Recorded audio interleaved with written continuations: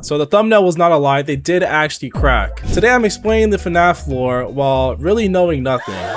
I do make a lot of videos on Find and Phrase related content, as you can see from my channel, but I actually wouldn't say that I'm fully knowledgeable about what's happening inside the Find and Phrase universe. So what I decided to do was, I decided to research Find and Phrase lore on a 15-minute timer, no AI, no Wikipedia, and just me locking in, and I compiled a list of everything that I found, and I'm going to be explaining that to you. And we're gonna see how much of it I get right. I guarantee I'm not gonna get any of it right.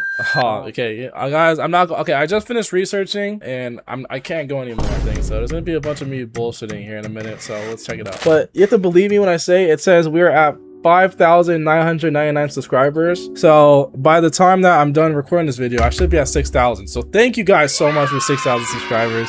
It means a lot. We're almost at 10,000, but enough of me being so sad. Let's get into the explanation. So Five Nights at Freddy's. Where did it all start? So there are two main real players that we need to know in order to understand the Find and Phrase lore. I'd say probably the most iconic person that everybody does know is William Afton, aka Purple Guy. There is also his business partner who is named Henry Emily. And I am not the man to judge him for having two first names. So William Afton and Henry Emily, they both come from Hurricane, Utah. And other than being Mormon, they wanted to be rich. So what did they do? They're like, hey, let's open up some businesses together. And why did they want to become rich? Because they had families. Henry Emily, one of the owners, he had a daughter, and the daughter's name was Charlotte Emily. And Henry also had a kid named Sammy, which is from the book series, but I'm gonna be completely honest, I did not get that far in my research. William Afton also had a family. William's oldest son, his name was Michael Afton. Elizabeth Afton, his one and only daughter. And then the youngest son, which we know by the name of the Crying Child, which we also do see in Find and Phrase 4. Find and Phrase 4 is that game that we're gonna be seeing a bunch of lore from. Find and Phrase 4 takes place during the time that the first Find and Phrase location was open, aka Fredbear's Family Diner. This was open in the 70s. It was around the 70s. You know, okay, the dates that you'll hear from anybody is complete speculation. I'm sure we've all watched all these different videos with all these different theories, and you know, everybody has a little bit of a mix up on dates, but the general consensus is that Fredbear's Family Diner was open from around the 70s and it closed in 1983. This is the very first restaurant that Henry Emily and William Afton opened together, and this restaurant had two animatronics. It's kind of like the staple like mascot animatronic thing that you'll see them doing for the rest of their careers. William Afton's a bit of a freak later in his career, but you know, we'll cross that bridge when we get there. And in Find and Phrase 4, we actually get to walk around it a little bit, and it was kind of cool. But you know, it wasn't cool, getting your head chopped off. That is the Crying Child, aka William Afton's son. William Afton's creation just bit off his kid's head, just turned his head into jello. Not a very cool thing to do as a father, but I mean, I'm not the judge, I don't have kids yet. And because this Crying Child has, you know, kind of had his head torn to shreds, he gets put into a coma. And in this dreamlike state, this is where we get to play the entirety of Find and Phrase 4. We're in the Crying Child's nightmare. Yeah, that's why the animatronics are so scary. After this kid gets his head chopped off, what happens? Of course, the diner's gonna close. I'm sure little Timmy celebrating his birthday in 7th grade is not gonna be excited to go to Fredbear's Family Diner after his good friend Bob just got his head chopped off, so they had to close that thing down. All right, so William Afton loses a kid. After that, after they suffered the loss of Fredbear's Family Diner, they decide to open a new restaurant. So William and Henry, they embark on the new journeys, onto greener pastures, if you must say. They open up this place called Freddy Fazbear's Pizza, and this is around the year 1983 to 1985. Now, I'm gonna say this because I know some of you guys are gonna be screaming at me in the comments, and believe me, when I was doing the research on this, I did not believe that any of this was real, because in my mind, I thought that Find and Freddy's 2 was always a prequel to Find and Freddy's 1, and by all means it is. So let me further explain this. I swear to God, this was like me having an epiphany. I really couldn't believe this, but listen. Okay, Fredbear's Family Diner closes. Boom, it's done. They open up Freddy Fazbear's Pizza. Now, here's what I'm getting. William Afton watches his son get killed to the hands of his creation and one of his son's stupid actions. William Afton starts tweaking, man. He starts acting a bit weird, a little bit more on the psychopathy side. And what does Henry Emily do? He's like, okay, nah, bro, this dude's gonna be a freak. He's gonna try and like kill my daughter or something. This is not the William Afton I know. He's crazy. So Henry Emily, he constructs an animatronic, not like the others. It's not very metallic-y. I wouldn't say it's for entertainment, this animatronic that he builds is for security. Who is this animatronic? This is the puppet. So Henry Emily builds the puppet in order to keep eyes on his daughter and make sure that his daughter does not get, you know, killed by this freak that he's working with. I don't know why he still works with him, but that's besides the point. One day, Charlotte Emily is locked outside of the building. There are a bunch of kids playing inside, and the puppet is inside of its music box with something on top of it, and it can't move. William Afton sees Charlotte Emily outside, and he pulls up to her and he kills her. And what does he do with the body? He leaves the body in an alley. Eventually, the puppet escapes the music box and finds where Emily was and lays next to her dying body. And what does this do? There's this thing in the universe called Remnant, I believe. It's like this supernatural power, but essentially what you need to know is the puppet is then possessed by Charlotte Emily, which is Henry Emily's daughter. You know, that's kind of a buzzkill, but that it's very important to the lore, as this was William Afton's first kill. But this is just the start of many incidents that happen. With William in such a, how do you say it, crazy mental state, you know, he kind of snaps, you feel me? He murders 5 children. Him, her, him, bodies. I don't know why he would do such a thing, but once again, I can't judge. I'm not a father yet. I don't know if losing my son will make me want to kill people. So, all right. So he ends up murdering 5 children in this restaurant. William Afton, he hides the children within the restaurant. Where, you may be thinking?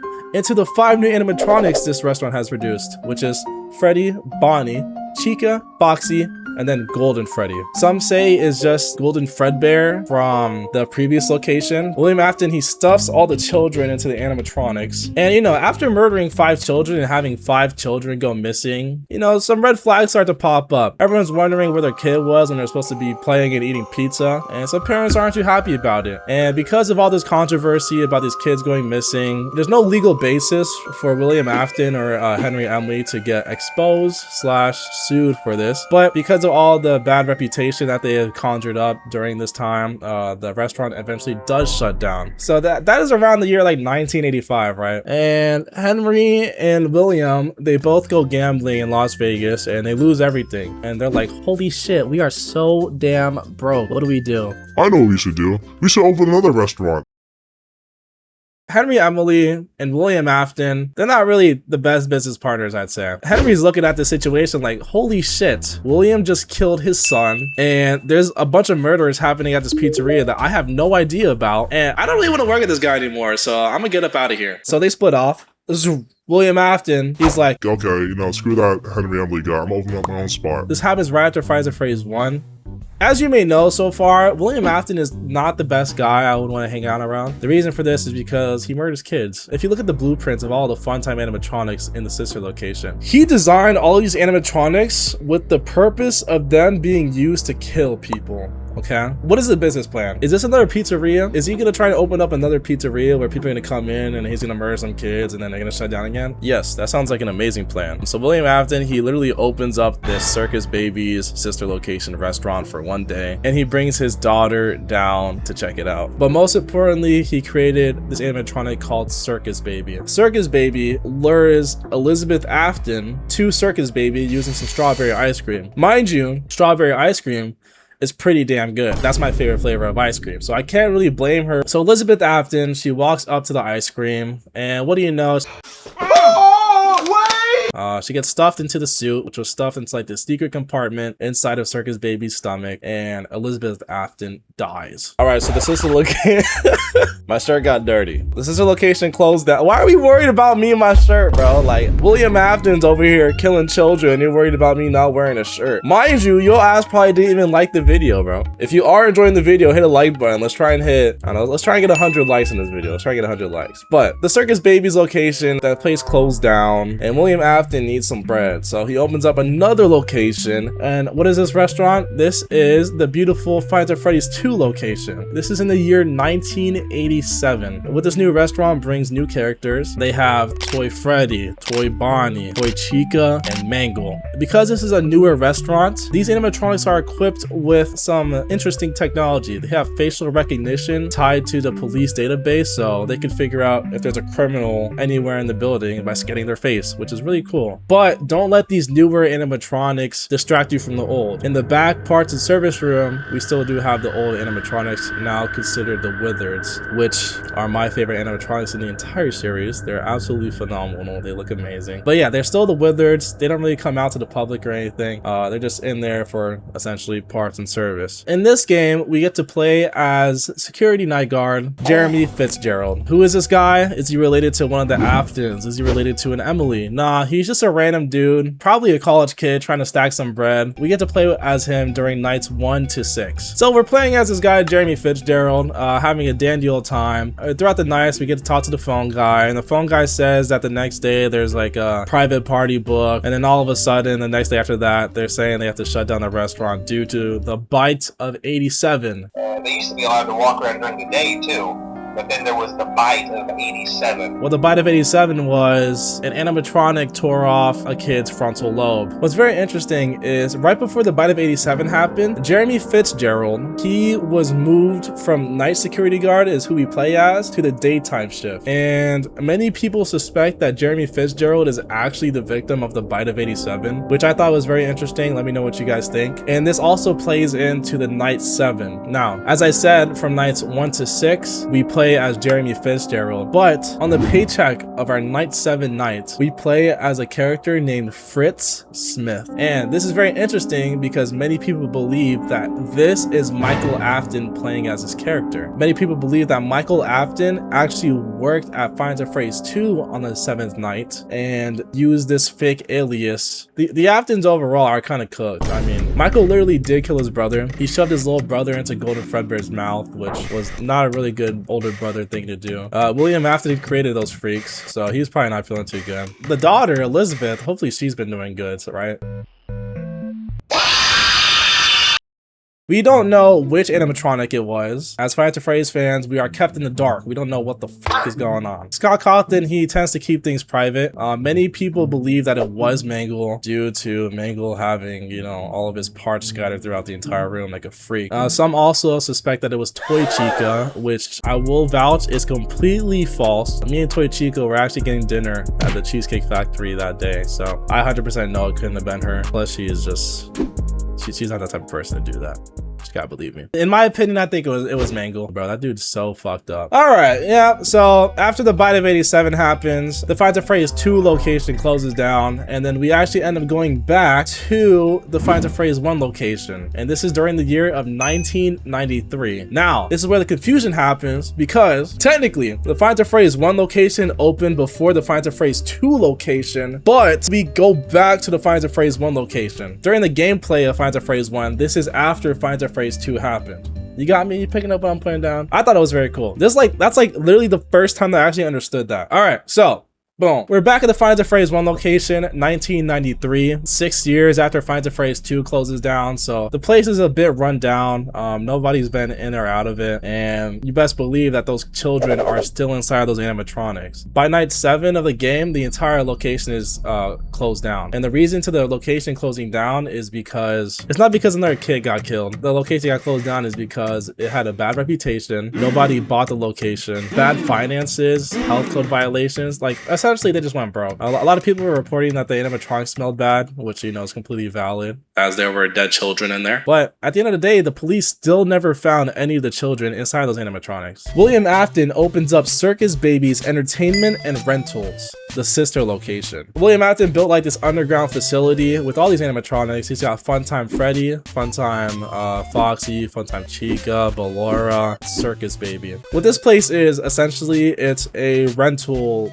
company for animatronics. That's the bread and butter of William Afton right there. You know, he may not be the nicest guy, the smartest, the most charming, handsome. He's not really any of that, but what he can do is he can build a damn good animatronic. So he builds his company to start renting it out to different people who want to have it for their parties or whatnot. Elizabeth Afton is dead. The crying child is dead. So William Afton's only got one more kid. So William Afton has a bright idea. He's like, yo son. Yo, what's good, Pops? I need you to go down to my underground facility and, you know, just do some maintenance work for me, right? Yeah, for sure, Dad. What's gonna happen to me down there? Nothing. No, I think you'll be good. So yeah, Michael Afton goes down to the sister location underground facility and he gets scooped up. He goes into a scooper room. He's lured there by Ennard, which is a conglomerate of like all the animatronics, and it even includes Circus Baby, which ironically has Michael's sister, Elizabeth Afton. So inside the scooper room, and he gets all of his internal organs scooped out, right? You're like, Oh god, this kid's dead. He's done. no, he's not. Remember that thing Remnant I mentioned earlier? So it's like some supernatural something. I don't know exactly what it is, but it allows him to keep his consciousness alive. And all of the animatronics, they all go inside of Michael Afton's body and essentially use him as a vessel. And it works for a short time. You know, over time, he turns a little bit more and more purple due to his body rotting and all that. So they kind of just like, they end up ditching his body. And now you're like, Oh my god, dude. He's literally got nothing inside of his body. Michael Afton is cooked. nah, he's still with us. He still has that remnant that I was speaking of earlier, and he kind of lives the rest of his life searching for his father because, you know, he wants revenge. No one has any idea where William Afton is. Michael Afton's roaming the world. And during the search for William Afton, Ennard gets so fed up. They're not really messing with Circus Baby, so they end up just like kicking Circus Baby out of the group. So it becomes Scrap Baby and Molten Freddy. So there's really no lead on where William Afton is, but this person by the name of Phone Dude ended up discovering all of the stuff that happened with the Five Nights at Freddy's buildings. And in the year 2023, Phone Dude collects all these old animatronics, all these props, everything for this horror attraction they're gonna build. And around a week before the attraction's actually done, they need security on property. Many people believe that Michael Afton, the hollowed out shell of himself, is working in the Five Nights at Freddy's 3 location because he believes that his father will be there. So he applies for the job and he gets into the job. So while Michael Afton applied for this job, before he got hired, William Afton decided to end up going to the Five Nights at Freddy's 3 location and he wants to destroy all of the animatronics. He wants to destroy everything. Many people believe it's because he wanted to collect Remnant. That's super magical shit. I think he just wanted to get rid of that part of his past. He wanted to go back to whatever he was, probably in like Cancun, Mexico, and just live out the rest of his days there. We don't know why the hell this dude William Afton came back, but when he was back, those 5 missing children that he killed at the Freddy Fazbear's Pizza location, they ended up coming out and they chased him into a spring lock suit. And inside the spring lock suit, William Afton, he gets spring locked, of course. And that bursts one of the most iconic animatronics in all of Five Nights at Freddy's, Springtrap. And mind you, Springtrap is alive. I don't know what it is with the Aftons. They just don't die. He might have had some remnant in his body or something, but he is inside the spring lock suit. As Michael gets hired to do security at the job, he is essentially luring Springtrap away from him, which is his father who killed him. So Michael Afton is literally defending himself from William Afton throughout the entire nights, right? So Michael completes all of their nights at the job, and before the horror attraction opens up, the entire building burns down. You get to see this crazy poster, and this leads into the final game that I will be talking about in this video. We're gonna be talking about Freddy Fazbear's Pizzeria Simulator.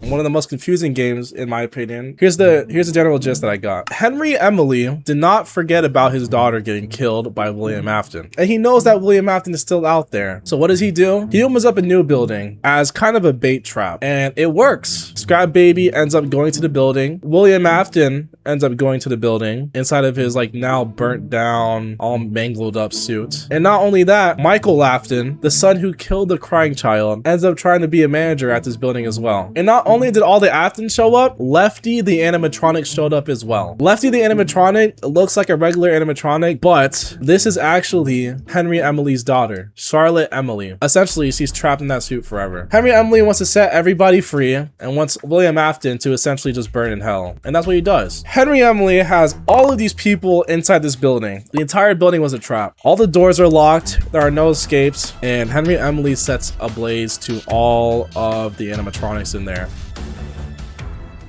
freeing all the souls of the missing children, his children, to no longer have to possess these animatronics or vessels. There you go, that's the end of the story, right? So William Afton, he goes to purgatory, and it's all being controlled by one of the missing children that he killed at the Freddy Fazbear's Pizza location that he stuffed inside a golden Freddy. Yeah, that's pretty much it. There's more lore to it. Also, there's the books, but I never read the books. I got most of that wrong, most likely, so don't, take this with not even a grain of salt, a big ass cup full of salt. as a lot of that is definitely wrong. But that is essentially the Finds a Phrase lore. My name is Kalist. Thank you guys for the support. Thank you guys so much for the 6,000 subscribers, and I'll make sure to catch y'all in the next one. Peace.